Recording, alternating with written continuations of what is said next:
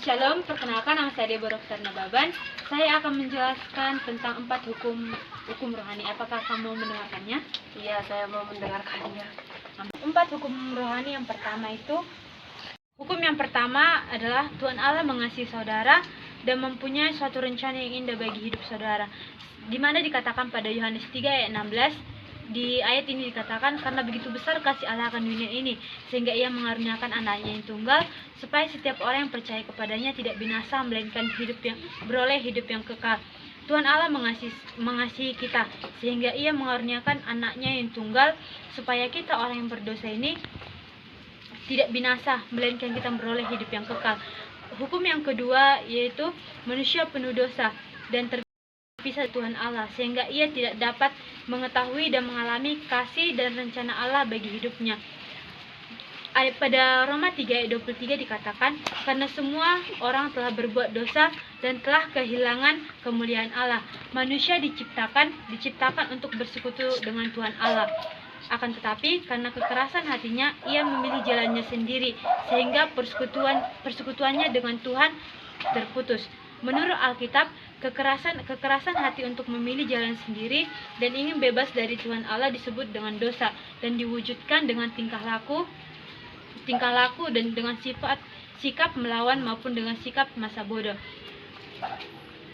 Dalam Roma 6 ayat 23 dikatakan, sebab upah dosa ialah maut. Tuhan Allah Maha Suci, sedangkan manusia penuh dosa.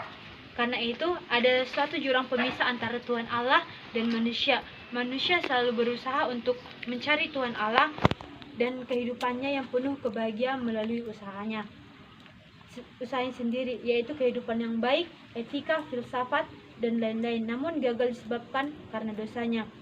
Hukum yang ketiga memberikan kita jalan keluar dari kesulitan. Pada hukum yang ketiga dikatakan, Yesus Kristus adalah salah satu-satunya jalan keselamatan yang telah ditentukan oleh Tuhan Allah untuk keampunan dosa manusia.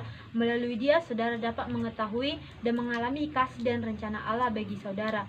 Pada Roma 5 ayat 8 dikatakan, akan tetapi Allah menunjukkan kasih-Nya kepada kita oleh karena Kristus telah mati untuk kita ketika kita masih berdosa. Kristus telah mati karena dosa kita. Ia telah dikuburkan, ia telah dibangkitkan pada hari yang ketiga sesuai dengan kitab suci. Dalam Yohanes 14 ayat 6 juga dikatakan, kata Yesus kepadanya, akulah jalan kebenaran dan hidup. Tidak ada seorang pun yang datang kepada Bapa kalau tidak melalui aku. Artinya di sini adalah bahwa Yesus adalah jalan kebenaran dan hidup. Tidak ada satupun jalan selain Yesus Kristus, jalan untuk bertemu dengan Bapa. Allah telah menjembatani jurang pemisah antara manusia dengan dirinya dengan mengirimkan anaknya Yesus Kristus, anaknya Yesus Kristus untuk mati di kayu salib menggantikan kita. Tidak cukup hanya mengetahui 3 hukum ini. Ada hukum yang keempat, yaitu kita harus menerima Yesus Kristus menjadi juru selamat dan Tuhan kita dengan mengundangnya secara pribadi. Dengan demikian kita dapat mengetahui dan mengalami kasih dan rencana Allah bagi hidup kita. Di dalam Yohanes 1 ayat 12 dikatakan, tetapi semua orang yang menerimanya diberinya kuasa supaya menjadi anak-anak Allah, yaitu mereka yang percaya dalam namanya. Efesus 2 ayat 9 dan ayat 8 dan 9 juga berkata, sebab karena kasih karunia diselamatkan oleh iman. Itu bukan hasil usahamu, tetapi pemberian Allah. Itu bukan hasil pekerjaanmu, jangan ada orang yang memegahkan diri. Artinya di sini adalah kita diselamatkan oleh kasih karunia oleh iman.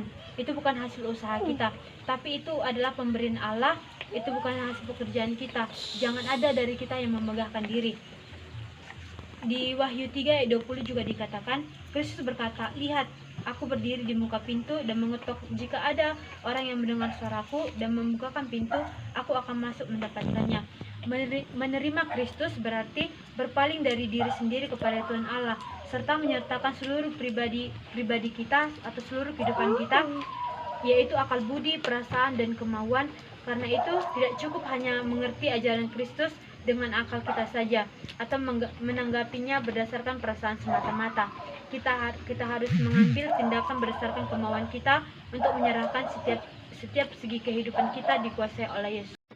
Ada dua macam lingkaran yang menggambarkan kehidupan kita. Yang pertama itu kehidupan yang mengandalkan si aku, atau kita mengandalkan diri kita sendiri, dan di mana Kristus berada di luar kehidupan kita. Di mana pada lingkaran kehidupan ini kita mengandalkan kekuatan kita sendiri dan tidak mengandalkan Tuhan. Segala keinginan yang dikuasai si aku ini akan berakhir dengan kekacauan dan kekecewaan. Yang kedua, kehidupan yang dikuasai oleh Kristus.